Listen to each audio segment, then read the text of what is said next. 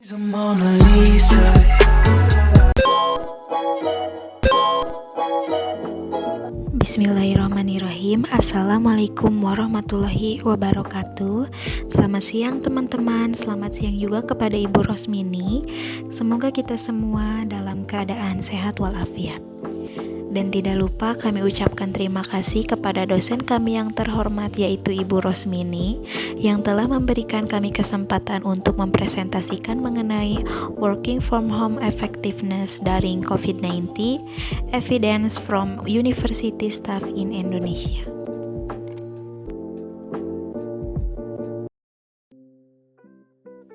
Sebelum kami mempresentasikan, perkenalkan terlebih dahulu anggota kelompok kami, yaitu Feby Budianti dengan NIM belakang 204, Pelangi Ismi Hakiki dengan NIM belakang 206, Nabila Amira Fatimatu Zahra dengan NIM belakang 212, dan Nur Puspita Arum dengan NIM belakang 223.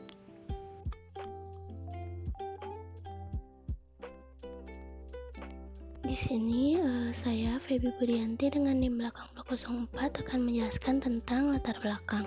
Work from home atau WFH telah lama dikaitkan dengan program-program yang mendukung work-life balance dalam organisasi. WFH untuk mendukung WLB telah banyak diterapkan di negara-negara barat, terutama di perusahaan-perusahaan besar. Kebijakan tersebut dirancang untuk memberikan lebih banyak fleksibilitas bagi karyawannya untuk membantu karyawan menyeimbangkan peran mereka dalam pekerjaan dan di luar pekerjaan. Tujuan dari penelitian ini adalah untuk mengkaji faktor-faktor yang mempengaruhi kemampuan dosen dalam menyelesaikan tugas dan tanggung jawabnya melalui pengaturan WFH dalam menghadapi COVID-19. Faktor-faktor itu dikelompokkan menjadi faktor organisasi dan individu. Kontribusi penelitian ini adalah meneliti perubahan yang dipaksakan dan dramatis dalam rutinitas kerja karena krisis COVID-19 dan penerapannya di seluruh angkatan kerja, bukan pada individu tertentu. Lalu selanjutnya ada gap. Yang pertama jam kerja, kedua hubungan kerja, ketiga pembagian gender, keempat keseimbangan kehidupan kerja, kelima kesenjangan gender, keenam ketidakamanan kerja, ketujuh kesejahteraan, kedelapan lingkungan kerja, kesembilan bekerja untuk konflik kehidupan, dan yang terakhir produktivitas kerja. Selanjutnya, identifikasi masalah. Yang pertama, faktor organisasi, pelatihan TI, infrastruktur digital, dan dukungan manajemen akan berdampak positif pada kemampuan digital karyawan. Yang kedua, faktor individu, orientasi digital akan berdampak positif pada kemampuan digital karyawan. Yang ketiga, kemampuan digital karyawan akan berdampak positif terhadap produktivitas karyawan selama WFH. Keempat, kemampuan digital karyawan akan memediasi dampak faktor individu, orientasi digital terhadap produktivitas karyawan selama WFH. Dan yang kelima, kemampuan digital pegawai akan memediasi dampak dari faktor organisasi, pelatihan TI, infrastruktur digital, dukungan manajemen terhadap produktivitas karyawan selama WFH. Nama saya Nur Puspita Arum dengan NIM 511191223. Di sini saya akan memaparkan kajian pustaka dimulai dari Grand Theory, Middle Theory, dan juga Applied Theory. Baik, langsung saja. Yang pertama ada COVID-19. COVID-19 adalah sejenis penyakit yang menular. Organisasi Kesehatan Dunia atau WHO pada tahun 2021 menjelaskan bahwa itu dapat menyebar dari tetesan air liur atau cairan dari orang yang terinfeksi. Jadi saat orang tersebut batuk ataupun bersin, ada risiko tinggi virus tersebar, tercecer ke permukaan dan menginfeksi orang lain. WHO pada tahun 2021. Lalu ada work from home yang biasa kita sebut WFH atau bekerja dari rumah. Bekerja dari rumah didefinisikan sebagai pekerjaan berkala di rumah atau di luar kantor pusat. Bisa 1 hari atau lebih dalam seminggu, menurut Hill et al. Pada tahun 2003. Employee productivity atau yang biasa kita kenal sebagai produktivitas pegawai dapat diartikan sebagai efisiensi dan efektivitas individu dalam menyelesaikan tugas dan tanggung jawab pekerjaannya, menurut Staples dan kawan-kawan pada tahun 2020. Lalu ada digital capability atau yang biasa kita sebut kapabilitas digital, yang bisa diartikan sebagai kemampuan perusahaan untuk secara efektif memanfaatkan teknologi digital untuk merancang dan mengembangkan produk atau layanan baru dan juga mengembangkan proses bisnis yang baru, menurut Murman dan Slotgraf pada tahun 1999.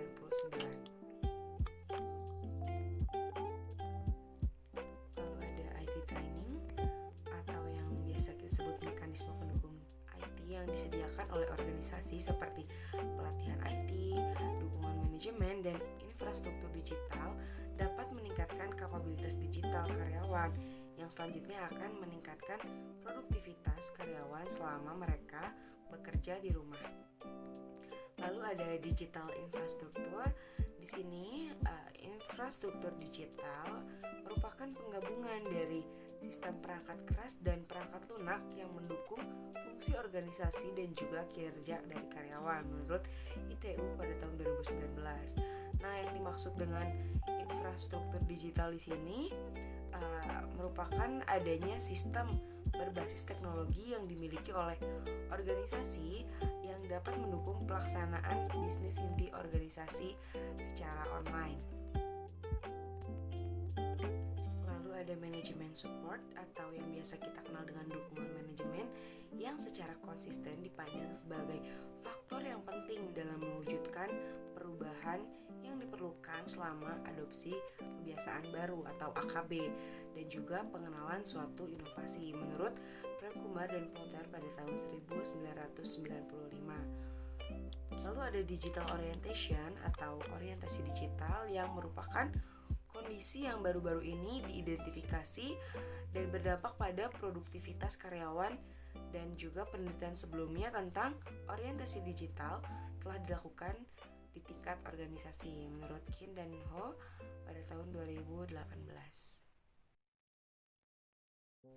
Lalu selanjutnya ada hipotesis dari penelitian ini, diantaranya hipotesis yang pertama atau H1, faktor organisasi yaitu pelatihan IT, infrastruktur digital, dan dukungan manajemen akan berdampak positif pada kemampuan digital karyawan.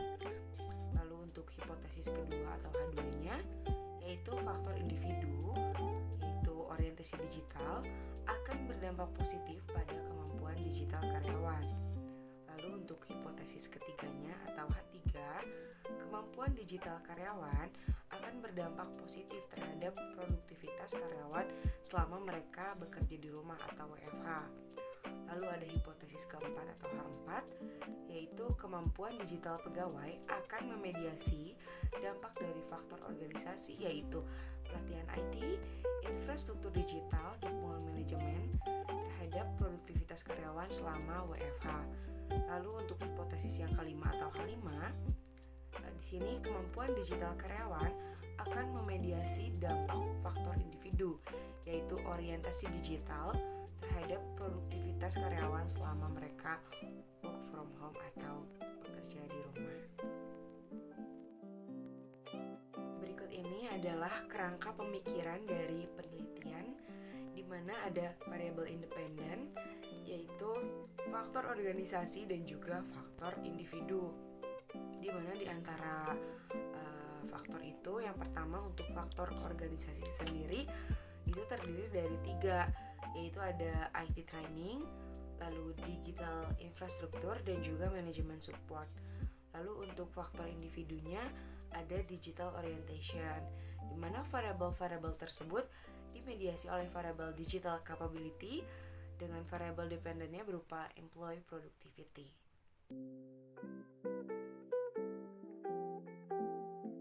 Assalamualaikum warahmatullahi wabarakatuh. Nama saya Pelangi Ismi Hakiki dengan NIM belakang 206. Di sini saya akan menjelaskan mengenai penelitian terdahulu dengan jurnal yang pertama dengan judul Studies on the Impact of Working from Home During COVID-19 Pandemic, a Systematic Literature Review. Di sini penulisnya Nur Ain dan Zulhijjah dengan persamaan meneliti produktivitas kinerja karyawan saat WFH. Kemudian perbedaannya di jurnal ini terdapat pembahasan secara detail mengenai WFH seperti jam kerja, hubungan kerja, pembagian gender, dan lainnya. Kesimpulan dari jurnal ini yaitu memahami situasi kerja dari rumah sebagai pengaturan pekerjaan baru selama pandemi. Dan jurnal berikutnya yaitu dengan judul The Potential Impact of the COVID-19 Pandemic on Work from Home and Employee Productivity, ditulis oleh Rayus Farok dan Alma Sultana di tahun 2020 dengan persamaan membahas tentang WFH pada masa pandemi COVID-19. Perbedaannya yaitu pada kata kunci yang digunakan adalah produktivitas karyawan dan jenis kelamin. Untuk kesimpulannya, dalam beberapa bulan terakhir banyak organisasi yang telah mengalihkan tenaga kerja mereka dari kantor pada lingkungan WFH. Penemuan ini mengungkapkan bahwa dampak WFH terhadap produktivitas karyawan terasa pada perempuan dibandingkan laki-laki. WFH bermanfaat bagi perempuan karena mempermudah pekerjaan rumah tangga dan tuntutan dari keluarga dibandingkan laki-laki. Kemudian untuk jurnal yang ketiga dengan judul Impact of Work from Home atau WFH on Indonesian Teachers Performance During the COVID-19 Pandemic and Exploratory Study dengan penulis Agus Purwanto, Mas Duki Asbari, Muhammad Pahlevi, Abdul Mufid, Eva Agistiawati, Yoyok Cahyono, Popong Suryani di tahun 2020. Persamaan di jurnal ini yaitu meneliti WFH selama COVID-19 dan perbedaan dari jurnal ini yaitu menggunakan metode kualitatif untuk mengukur dampak WFH terhadap guru di Indonesia. Kesimpulan dari jurnal ini yaitu WFH memiliki kelebihan dan kekurangan bagi guru. WFH bisa dilakukan efektif jika guru dan sekolah menjalaninya secara bertanggung jawab. Untuk mengatasi hal tersebut, pemerintah melalui kebijakan WFH diharapkan dapat mempermudah masyarakat untuk tetap bekerja meskipun di tengah pandemi virus yang mengharuskan mereka tetap berada di rumah. Melalui kebijakan ini, masyarakat menganggap bahwa bekerja di rumah memang akan sangat memudahkan mereka, tetapi tidak terlepas dari sistem kerja yang semakin sulit.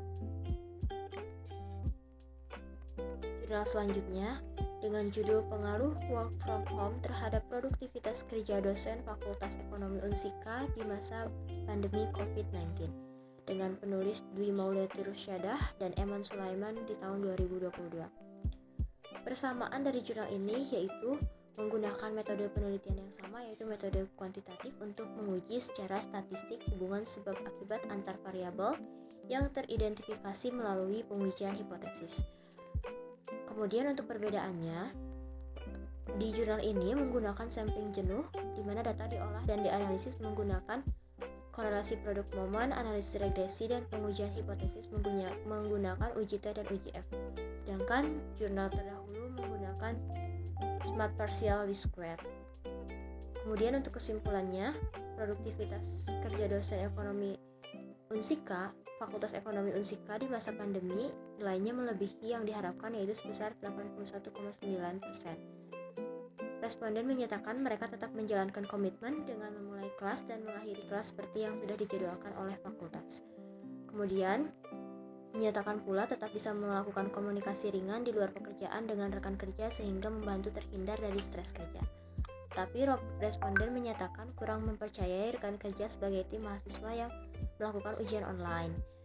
Terdapat pengaruh positif signifikan antara implementasi WFH dengan produktivitas kerja dosen Fakultas Ekonomi Unsika. Produktivitas kerja dosen Fakultas Ekonomi Unsika sebesar 54% dipengaruhi oleh WFH dan sisanya dipengaruhi oleh faktor lain yang tidak diteliti seperti manajemen produktivitas.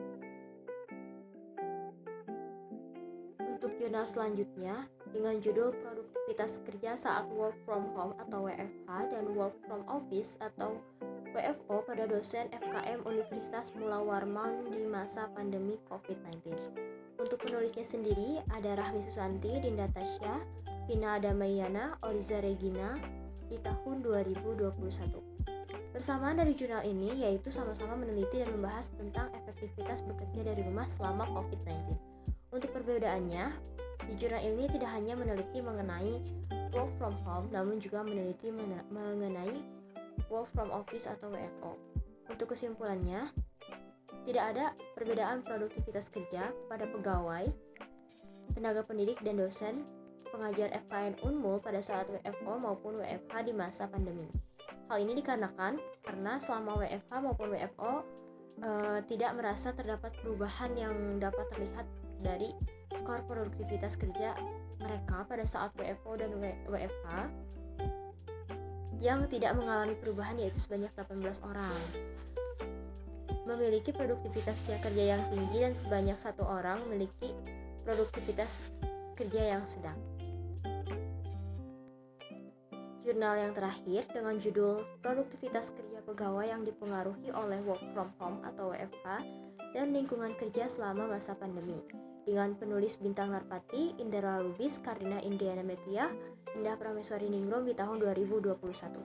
Untuk persamaannya sendiri yaitu menggunakan metode kuantitatif dengan mengukur produktivitas kerja yang dipengaruhi oleh work from home pada saat pandemi COVID-19. Dan perbedaannya yaitu terdapat perbedaan variabel yang diteliti, di mana pada jurnal ini meneliti WFH dan lingkungan kerja juga produktivitas. Objeknya adalah pegawai pemerintahan daerah Kota Bekasi. Untuk kesimpulannya, work from home X1 secara signifikan berpengaruh positif terhadap produktivitas pegawai, yaitu dengan variabel Y di pemerintahan di daerah Kota Bekasi. Apabila terjadi peningkatan WFH, maka akan berpengaruh positif terhadap produktivitas kerja.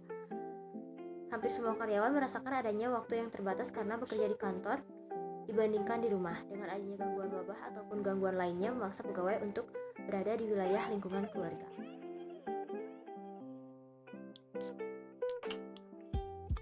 Izin memperkenalkan diri, nama saya Nabila Amira Fatimatu Zahra dengan NIM belakang 212. Di sini saya akan menjelaskan pembagian instrumen, populasi, dan sampel. Pembagian instrumen, penelitian ini menggunakan pendekatan kuantitatif untuk menguji secara statistik hubungan sebab akibat antara variabel yang teridentifikasi melalui pengujian hipotesis. Pengumpulan data dilakukan dengan menggunakan kuesioner terstruktur. Yang kedua ada populasi. Survei online dibagikan kepada dosen di 15 fakultas di sebuah universitas di Provinsi Indonesia. Yang ketiga ada sampel.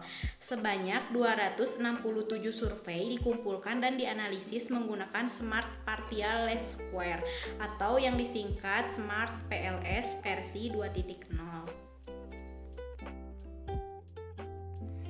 Selanjutnya bisa dilihat pada tabel berikut. Tabel berikut merupakan tabel informasi demografis.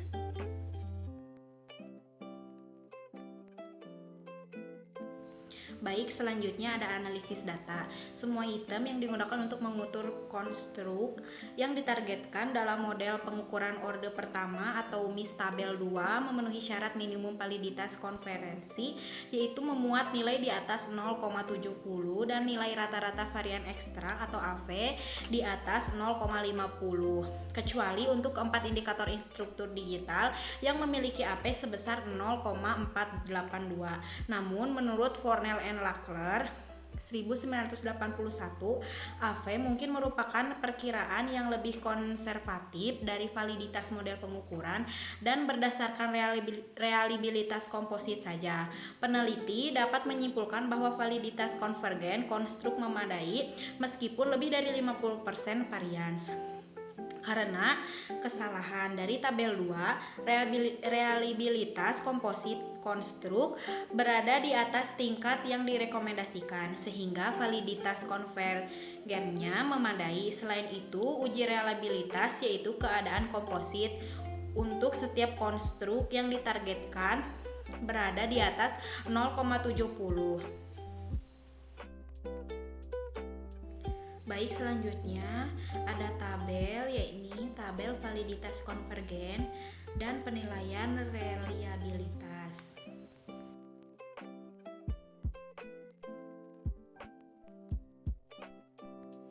Pada slide selanjutnya ada hasil dan pembahasan. Pengujian hipotesis dilakukan melalui pengujian statistik pada setiap jalur pengaruh langsung dan tidak langsung. Kriteria pengaruh signifikan mensyaratkan bahwa T statistik dari masing-masing koefisien jalur T tabel adalah senilai 1,96. Hasil pengujian hipotesis pengaruh langsung dan tidak langsung dapat dilihat pada tabel 3 dan 4. Masing-masing mengacu tabel 3 faktor organisasi, yaitu pelatihan TI, infrastruktur digital, dan dukungan manajemen. Tidak memiliki pengaruh yang signifikan terhadap kemampuan digital. Hal ini terlihat dari nilai T statistik yang lebih kecil daripada T tabel 1,96. Dengan demikian, hipotesis 1A, B, dan C tidak didukung dalam penelitian ini. Di sisi lain, pengaruh orientasi digital pada kemampuan digital ditemukan signifikan T statistik lebih besar daripada T tabel, yang berarti bahwa hipotesis 2 didukung. Kemudian, demikian pula, kemampuan digital ditemukan memiliki pengaruh yang signifikan terhadap produktivitas karyawan, yang berarti bahwa hipotesis 3 juga didukung. Berdasarkan hasil pengujian efek tidak langsung yang ditunjukkan pada tabel 4, kemampuan digital tidak memediasi efek dari A, pelatihan TI, B, infrastruktur digital, dan C, dukungan manajemen terhadap produktivitas karyawan. Dengan demikian, hipotesis 4A, B, dan C tidak didukung. Di sisi lain, kapabilitas digital ditemukan memiliki efek mediasi yang signifikan pada hubungan antara orientasi digital dan produktivitas karyawan, atau statistik lebih besar daripada 1,96. Ini berarti bahwa hipotesis 5 didukung. Orientasi digital individu berdampak signifikan terhadap peningkatan kemampuan digital individu.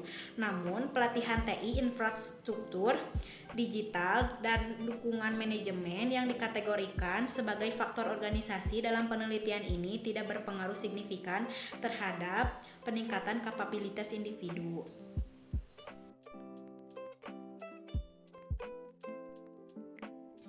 Selanjutnya, kesimpulan. Penelitian ini merupakan salah satu penelitian pertama yang mengkaji faktor-faktor determinan terkait teknologi digital yang mempengaruhi produktivitas karyawan dalam menerapkan WFH selama masa pandemi COVID-19 di Indonesia.